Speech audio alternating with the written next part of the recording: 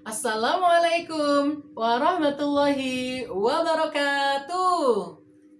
Alhamdulillahirabbil alamin. Assalatu wassalamu ala asrafil anbiya'i wal mursalin wa ala alihi wa ashabihi ajma'in, amma ba'du. Alhamdulillah, segala puji bagi Allah yang telah mengaruniakan kesehatan kepada kita, mengaruniakan iman dan Islam kepada kita, hingga sampai hari ini kita masih sanggup untuk berpuasa. Berpuasa ya. Iya. Alhamdulillah lagi nih, Pak Jaka bisa berjumpa kembali dengan anak-anak SD Al Furqan Jember yang ganteng-ganteng, yang cantik-cantik, yang soleh dan solihah. Apa kabarnya nih? Ya, Pak Jaka berdoa semoganya semua kalian sehat. Semoga kalian dalam perlindungan Allah dan jauh dari segala macam penyakit. Baik anak-anakku yang dirahmati Allah, hari ini Pak Jaka akan bercerita kepada kalian. Tapi sebelum Pak Jaka bercerita, Pak Jaka mau tanya dulu nih. Siapa yang hari ini berpuasa? Pastinya ya semua. Siapa yang hari ini baca Quran? Insya Allah semuanya pasti baca Quran. Siapa yang hari ini nangis-nangis? Lah, kok nangis-nangis? Bisa batal tuh puasanya. Kok bisa batal puasa karena nangis? Iya dong, kan air matanya ditelen. Nggak ya, Pak Jaka bercanda. Tapi Pak Jaka yakin semuanya pasti sedang dalam keadaan berpuasa. Ya, hah? Ada yang puasanya puasa beduk. Beduk apa? Beduk duhur. Nggak apa-apa, kalau masih kelas 1 kan masih latihan, nggak apa-apa ya. Nanti setelah beduk duhur dilanjut lagi puasanya. Ya, nanti kalau sudah besar pasti kuat puasanya tuh, kayak kakak-kakak yang udah kelas 3, kelas 4, kelas 5, kelas 6 pasti sudah kuat puasanya. Nah, hari ini Pak Jaka diamanahi untuk bercerita tentang malam nuzulul Quran. Ada yang tahu nggak? Ya, malam nuzulul Quran itu malam di mana Allah mewahyukan Al-Quran kepada Nabi Muhammad secara melalui malaikat Jibril alaihi salam. Bagaimana ya ceritanya? Ada yang mau dengerin? Semuanya mau dengerin? Oke, baik. Pak Jaka akan mulai. Sebelum Pak Jaka mulai bercerita, Pak Jaka hitung sampai 3. Siap?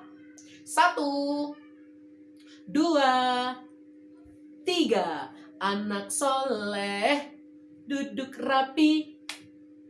Anak soleh anteng-antengan.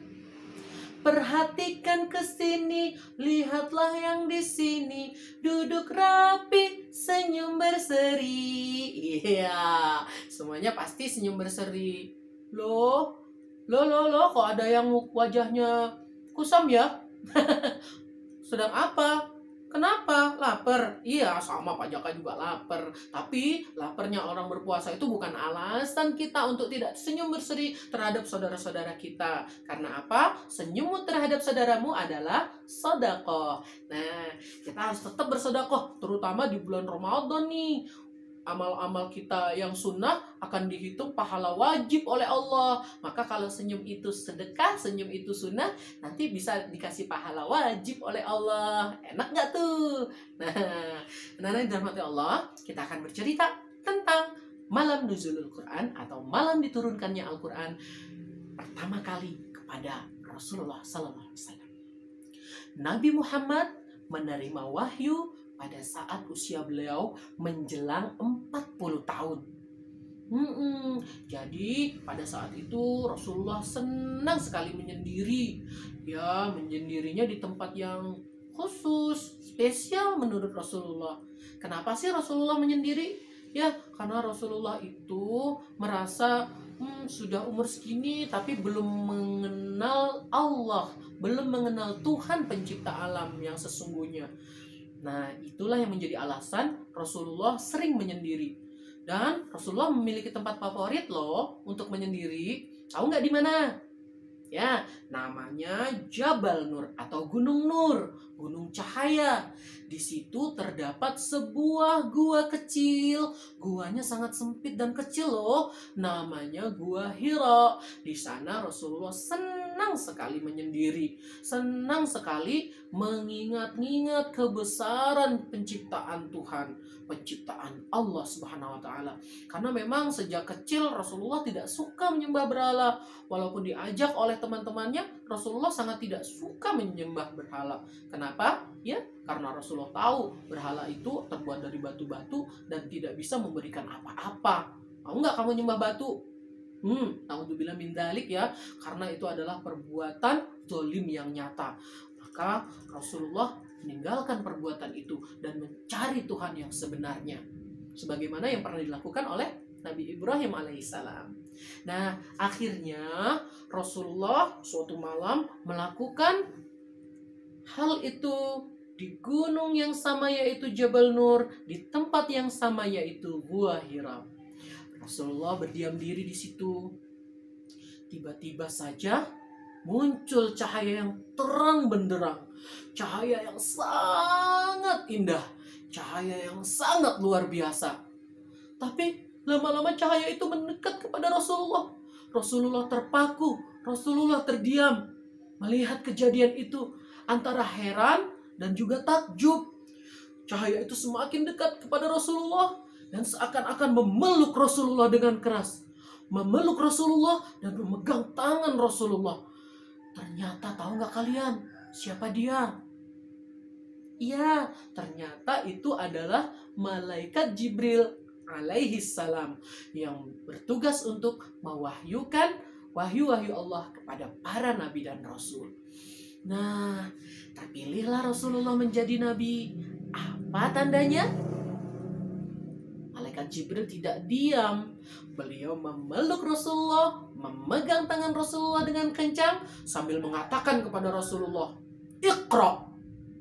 Yang artinya adalah bacalah. Rasulullah heran, apa yang harus dibaca? Lagi pula Rasulullah itu ummi. Rasulullah itu buta huruf dan buta aksara, buta menulis, tidak bisa menulis. Terus apa yang harus dibaca? Kemudian malaikat Jibril mengulang, "Iqra." Rasulullah bingung dan juga mengatakan, apa yang harus aku baca? Kemudian yang ketiga kalinya malaikat Jibril menyampaikan, "Ya, Iqra bismi rabbikal ladzi khalaq." Bacalah dengan nama Tuhanmu yang menciptakan. Ada di dalam surah apa yuk?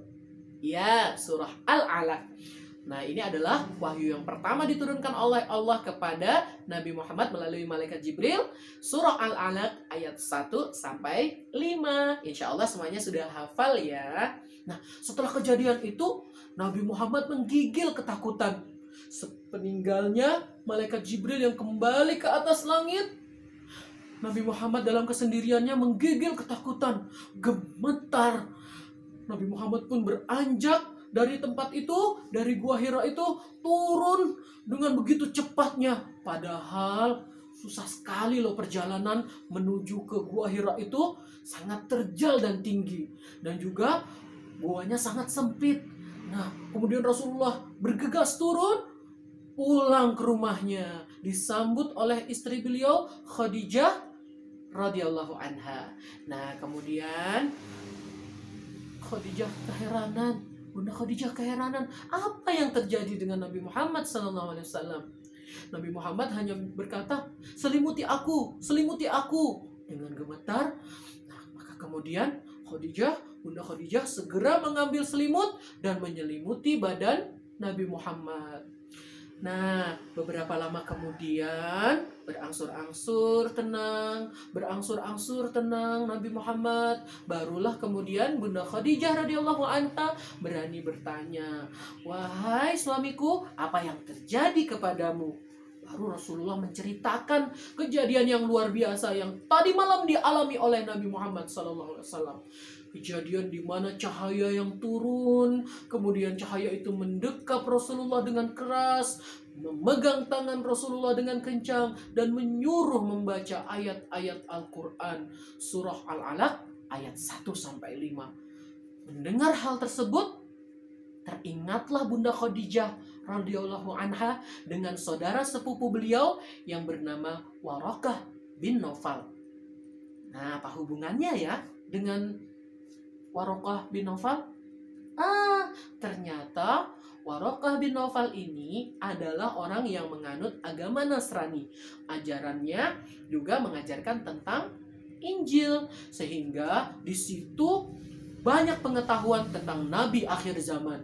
Jadi Nabi Muhammad itu namanya sudah disebut-sebut oleh nabi-nabi sebelumnya, termasuk di dalam kitab Injil. Ya, kitab Allah ada berapa? Ada 4. Yang pertama Zabur, kemudian Taurat, lalu Injil, dan terakhir Al-Quranul Karim. Nah, kemudian kita lanjut ceritanya ya. Setelah itu Rasulullah SAW diajak oleh Bunda Khadijah untuk pergi menemui Waraqah bin Naufal. Sesampainya di sana, beliau pun diminta untuk menceritakan apa yang terjadi tadi malam. Kejadian yang sangat luar biasa loh.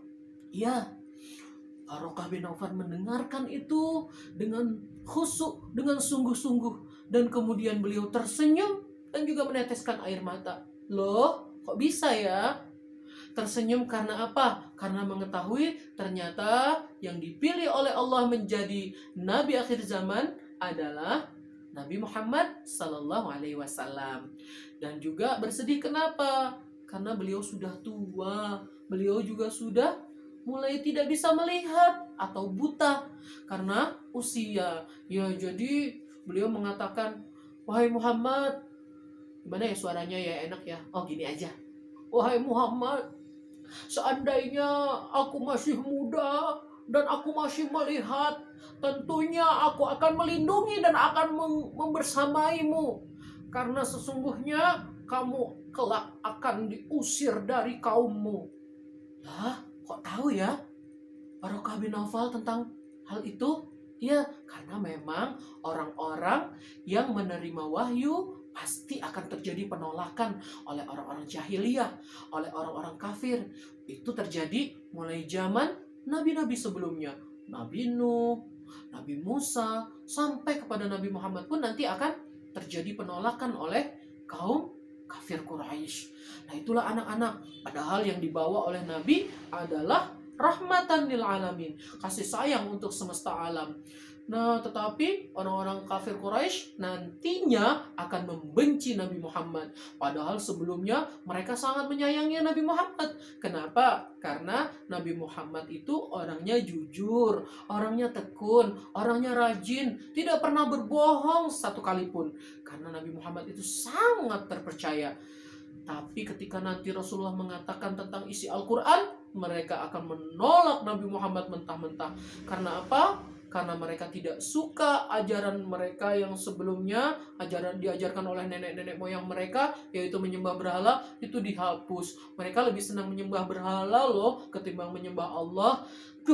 Naudzubillah min dzalik ya.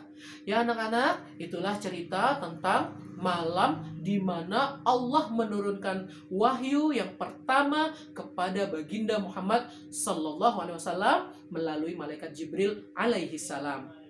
Yang bisa kita tarik kesimpulannya adalah satu, bahwasanya yang dekat dengan Al-Quran pasti akan menjadi mulia. Kalian tahu nggak siapa pemimpin para malaikat? Ya, malaikat Jibril. Kenapa malaikat Jibril begitu mulia? Karena Al-Quran. Ada lagi nih, kenapa Nabi Muhammad SAW menjadi nabi yang paling agung? Ya, karena Nabi Muhammad diwahyukan Al-Quran oleh Allah Subhanahu wa Ta'ala. Maka anak-anak, kewajiban kita sebagai seorang muslim, satu, terhadap Al-Quran adalah mempelajarinya, membacanya, mentadaburinya, dan juga betul seperti yang anak-anak SD Al-Furqan lakukan, menghafalkannya. Ayo, siapa yang hari ini sudah setoran hafalan? Ya, Pak Jaka berharap kalian semua menjadi anak yang soleh, anak yang soleha, menjadi anak-anak pecinta Al-Quran, pejuang Al-Quran. Ya, mudah-mudahan itu nanti akan menjadi perantara kalian masuk ke dalam surga. Iya. Juga kalau hafal 30 juz nih, nanti Allah sudah menjanjikan bahwa kita akan bisa memberikan mahkota yang terbuat dari cahaya yang luar biasa, juga memberikan jubah yang terbuat dari batu-batu mulia yang luar biasa. Di mana? Di surga nanti. Untuk siapa? Untuk kedua orang tua kita. Semoga kalian menjadi anak yang soleh dan solehah, bermanfaat bagi agama dan juga bangsa, juga bermanfaat bagi orang tua dan seluruh keluarga kalian.